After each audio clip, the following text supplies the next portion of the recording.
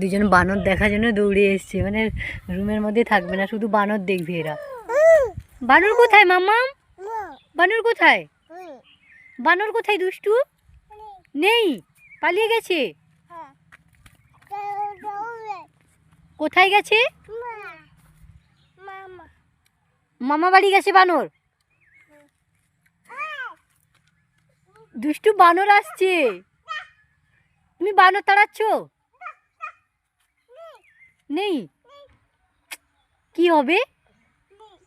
হায় রে, বানরকে ডাকো,